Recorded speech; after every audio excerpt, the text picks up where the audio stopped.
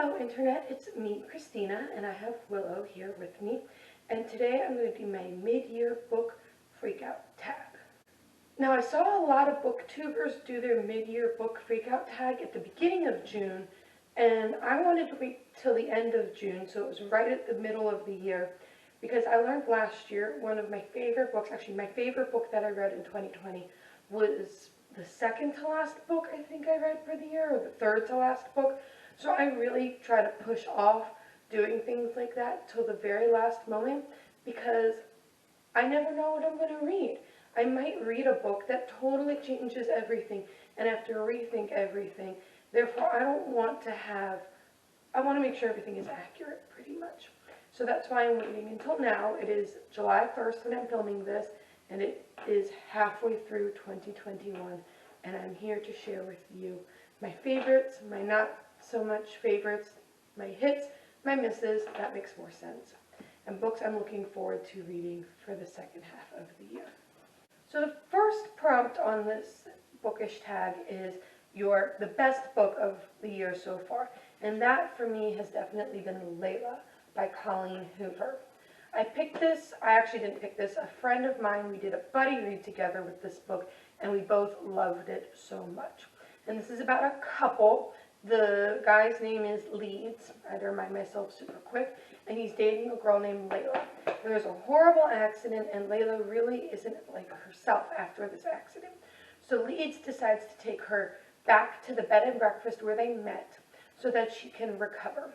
But while she's there, she's still not recovering all the way, and Leeds starts to interact with a ghost, and just things get more complicated from there. This was a completely unexpected win for me. I loved it so much. I did not expect it to be as amazing as it was. I was not a huge fan of Verity. My mom loved it. I think it was just a little too overhyped for me. But Layla, I definitely enjoyed. Guys, I wish you could see it. I'm wearing a dress, like a maxi dress, and Willow is just curled up in my lap right now, and it is so cute. It's keeping her occupied, so I'm totally fine with that. Next up, though, we do have Best Sequel. And I haven't read a lot of sequels so far this year. I started a lot of duologies, so many duologies, to the point that I think I'm going to do a video of all of the sequels to duologies and trilogies that I'm looking to read in the second half of the year. But I did read one sequel, and that is Sunflower Sisters by Martha Hall Kelly. This is the last book in the Lilac Girls trilogy, and the books actually move back in time. They're more like companions. You don't have to read them in order. I actually think it would be cool to start with this one and then move forward. But this takes place during the Civil War, and it follows three characters. You have an enslaved girl who is living in Maryland, the slaveholder, and who is from Louisiana and then moves up to Maryland, which was a border state. And then you have these two sisters who are working as nurses during the Civil War. And you have all three of these perspectives, and they're all happening simultaneously, their stories and their lives, and then they intertwine beautifully. And that's what Martha Hall Kelly does so well. She does two things well, actually. First is she takes these three stories that you don't think will work together and makes it so they do. And it's just mind-blowing how she does that. And then in all three of the books in this trilogy, she has a character who is, I don't even want to say morally gray, a character who is horrible, who is a horrible person. And she writes them in such a realistic way. And I love it. It's a huge risk doing something like that, but she manages to pull it off perfectly. And that is one of the highlights of the books for me. The next prompt is a book, a new release that you haven't read yet. And there's been quite a few because I've been waiting for prices to go down on some of these. But the one I wanted to talk about is Surviving Savannah by Patti Callahan. And I saw this all over Bookstagram when it came out. And this follows the sinking of a ship in Savannah Harbor, and it is called The Titanic of the South. The overwhelming majority of the passengers died, and it is an event that's not known about. I read about the Titanic 1,000,001 times when I was young, and yet I had never heard of this, and that just blew my mind, and I really want the book. However, I have a limit. I won't spend more than a certain amount of money on a book because budgeting and everything, I'm buying so many books, and this book is still over my price range. But I have it on my wish list, and I'm keeping an eye on it, so when the price does dip down, I'll swoop in and I'll snatch it up. But I've heard only amazing things about it, and I can't wait to get my hands on a copy of it. Next prompt is a release you're looking forward to in the second half of the year. And I'm going to go with Redemptor by Jordan Ifueko. And this is the sequel to Raybearer. I don't want to get too much into it because it is a sequel and it does give away massive, massive, massive spoilers for Raybearer, just within the plot, the little summary. But all I can tell you is it sounds amazing. I can't wait to see what happens next with Tarisai and this world. I love the world building in Raybearer, and I'm just so excited to read this book and get my hands on it. And that comes out in August. The next prompt is the biggest disappointment, and I have two. I picked one that I DNF'd and one that I finished. So the DNF I have is Lore by Alexander Bracht. And I might go back and try to read this book. I got like 2/3 of the way through. I don't know if you can see, I have a sticky note right there. So this follows, it's a young adult book, and it's like Greek mythology meets the Hunger Games. And every 7 years, the Greek gods are sent down by Zeus to Earth as a punishment for a rebellion that they led. And mortals can hunt them down, and if they kill a Greek god, because the god is turned mortal, then they become that Greek god. So like the originals are mostly dead at this point. I think Athena, Aphrodite, Apollo, and Hermes are the only ones left. So, and it's about this and that society, and I wanted to like it. I just found myself not caring. But when I picked it up to do this video, I was like, you know what? I think I'm going to try to give it another shot. So for the month of July, I think I'm going to try to finish this book. The other disappointment I have is Imposter Syndrome by Kathy Wang. And this was my book of the month, and it follows two women, and one is Russian, and she's recruited by the Russian government to come to America and start her own social media company. And she pretty much works her way to the top in Silicon Valley, which is difficult for a woman to do. And then she is expected by the Russian government to spy on people, to use her software to access information to give to the Russian government. And then she's found out by one of the lower IT techs in her company. And I really had high expectations for this book. I thought it sounded amazing. I thought I sounded relevant. It was relevant. I just thought at the end, it's like, nobody learned their lesson. Okay, we're just going to wrap it up. That happened, moving on. And that was really the frustrating part for me, that I felt like there were no consequences for what had happened in the book. And that's what frustrated me the most. Seriously, Willow is so cute right now, just curled up in my lap, fast asleep. That's why I wanted to film now, because I knew she was sleepy. And she perked up a little bit when I was moving around pulling books, but then she fell back asleep again. And now I don't want to move. And luckily I have a few more books to talk about, but then I'm going to have to move and disturb her, which is upsetting because she's just so cute right now. The next prompt is a new favorite author. It could be a debut author or a new to you author. And I'm going with Lynn Bracht, who wrote White Chrysanthemum. This book is amazing. It's about these two sisters in Korea during the Japanese occupation during World War II.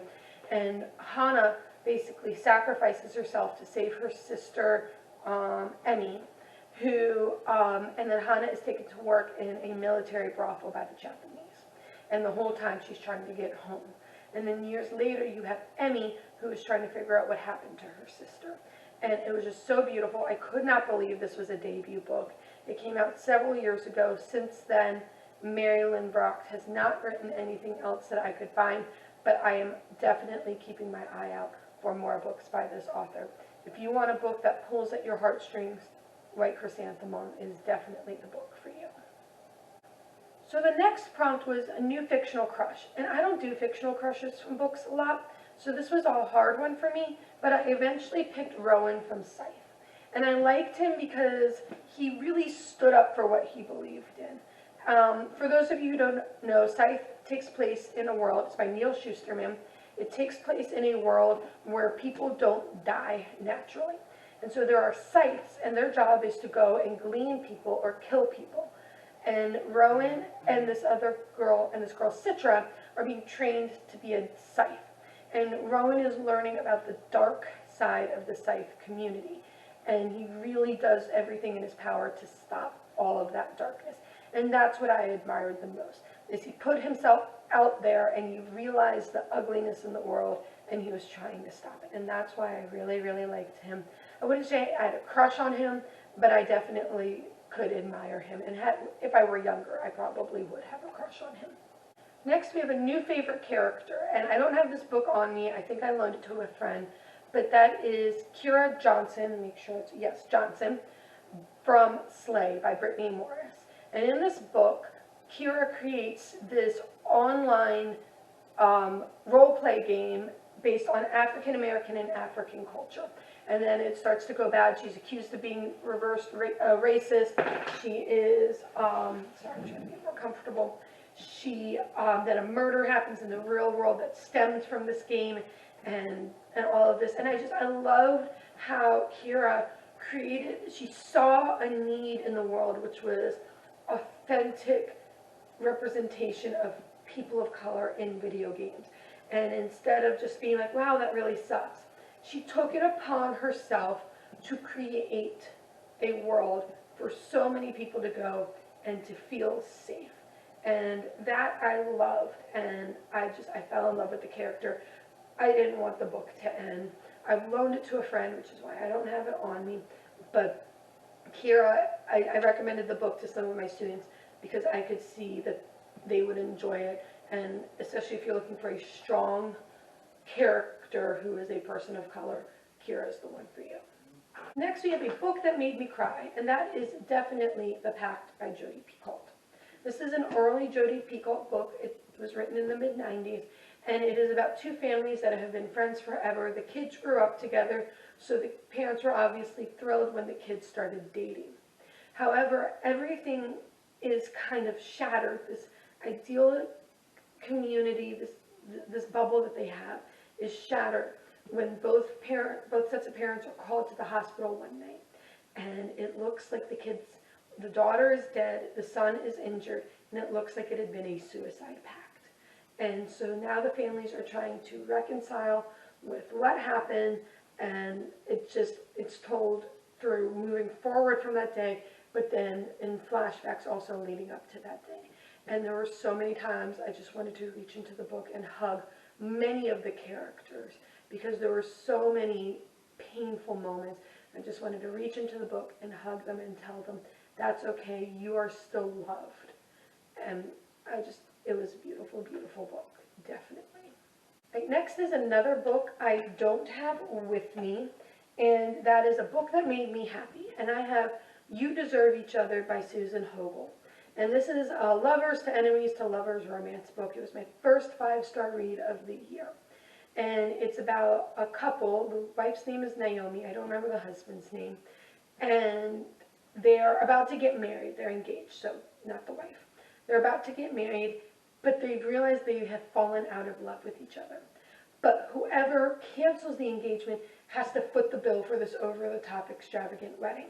So rather than be mature about it, they start to just drive each other crazy so that the other person will cancel the wedding and they won't have to be the one to foot the bill.